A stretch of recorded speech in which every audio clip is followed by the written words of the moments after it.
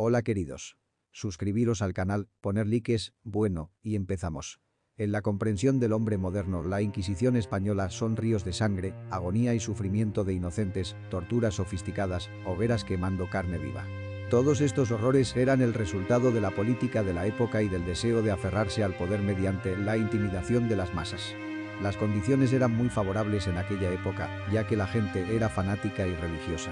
Inquisición española, órgano especial de investigación y justicia creado en 1478 por Fernando II de Aragón e Isabel I de Castilla. Destinado a mantener la pureza de la fe católica en sus súbditos y a sustituir a la Inquisición medieval, que estaba bajo supervisión papal. Los autodafés en Cataluña y Aragón comenzaron a producirse con espantosa regularidad. Un auto da fe abrir paréntesis acto de fe cerrar paréntesis es la proclamación de una sentencia inquisitorial y su ejecución solemne. Normalmente se trataba de la quema de herejes en la hoguera. En español, auto da fe denota un acto de fe. Estos actos se celebraban en las principales plazas de la ciudad los fines de semana y los días festivos. Las autoridades de la ciudad y multitudes de personas estaban obligatoriamente presentes. Asistir a un auto da fe en aquella época se consideraba un acto de piedad. De España, gran parte de la cual había estado bajo dominio árabe durante 8 siglos, era en muchos aspectos diferente del resto de Europa. Los gobernantes locales se veían obligados a maniobrar para crear las condiciones necesarias para la coexistencia pacífica de las distintas confesiones. Incluso surgió el concepto de convivencia, que significaba la capacidad de musulmanes, cristianos y judíos para vivir juntos. Poco a poco, las oleadas de antisemitismo que recorrieron el continente penetraron en la península ibérica. En el verano de 1391, en Barcelona y otras ciudades, ciudadanos enfurecidos irrumpieron en barrios judíos, agarraron a judíos y les ofrecieron la opción del bautismo o la muerte.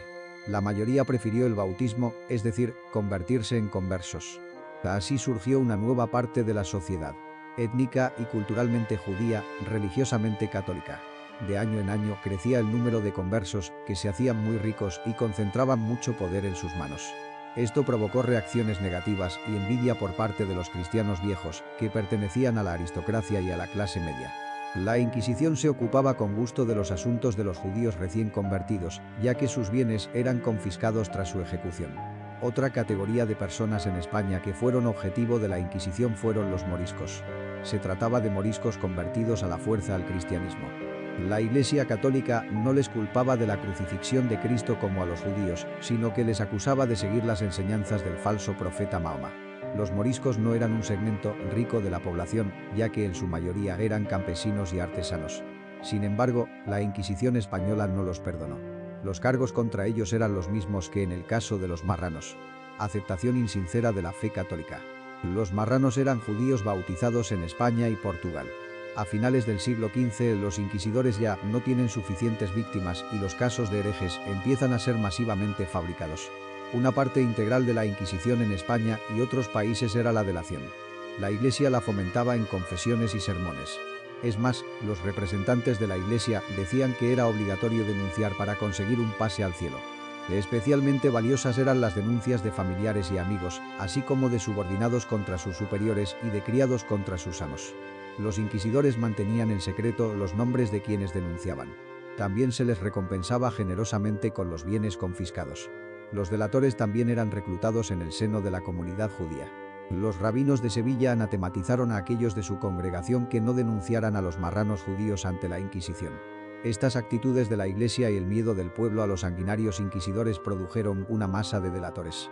Como resultado, la Inquisición en España nunca pasaba un día sin un caso.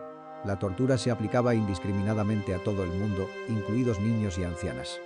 Verdaderos católicos de todas las clases sociales, incluso nobles de alto rango y miembros de sus familias, empezaron a caer bajo el chorro de la Inquisición. El arzobispo de Toledo, Bartolomé de Carranza, que era confesor del rey Felipe II, cayó en las garras de la Inquisición. Además de la persecución de moriscos y marranos, la corona española y la Inquisición impidieron la asimilación de estos pueblos en el Estado. Esto se plasmó, por ejemplo, en la introducción de certificados de pureza de sangre. Estos certificados debían presentarse cuando una persona recibía rangos, cargos, cuando solicitaba un trabajo de enseñanza, etc. A partir de 1526, la Inquisición impuso una estricta censura a diversas publicaciones impresas en España. Miles de hombres y mujeres fueron ejecutados acusados de brujería. Un episodio tuvo lugar a principios del siglo XVI en el pueblo navarro de Zugarramurdi. Según una versión, una chica del pueblo empezó a contar a todo el mundo su sueño, en el que veía cómo en una cueva cercana se reunían una aquelarre de brujas, y entre ellas, varias vecinas. Los rumores llegaron hasta la Inquisición. Muchas de las mujeres del pueblo fueron quemadas en la hoguera. Y durante años los vecinos sospecharon unos de otros de brujería. Las terribles herramientas de la Inquisición. El potro, la bota española, la doncella de hierro, las hogueras, todos estos horrores han pasado a la historia. Era casi imposible salir de la Inquisición. Todos estos son hechos reales y personas reales. La última víctima de la Inquisición fue un maestro de escuela de Valencia, Caetano Ripoll. La Inquisición le acusó de impedir a sus alumnos asistir a la iglesia, confesarse, rezar y comulgar. El maestro fue declarado hereje. Caetano fue ahorcado y luego quemado simbólicamente. Y esto fue en 1826. La ejecución del maestro provocó una ola de indignación en toda Europa. En España, la Inquisición no desapareció hasta 1834, a la muerte del rey Fernando VII. La Inquisición mantuvo registros de ejecuciones y víctimas. Pero todas las cifras son diferentes. Es posible que hubiera muchos más ejecutados. Según la Inquisición, el número total de ejecutados y perjudicados en España es de unos 349.000.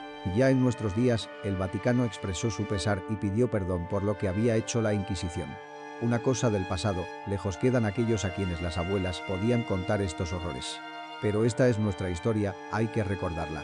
Lo principal es que la parte terrible de la historia ha enseñado algo a la humanidad y la gente no repitió esta experiencia monstruosa en otras formas más modernas en nuestra realidad.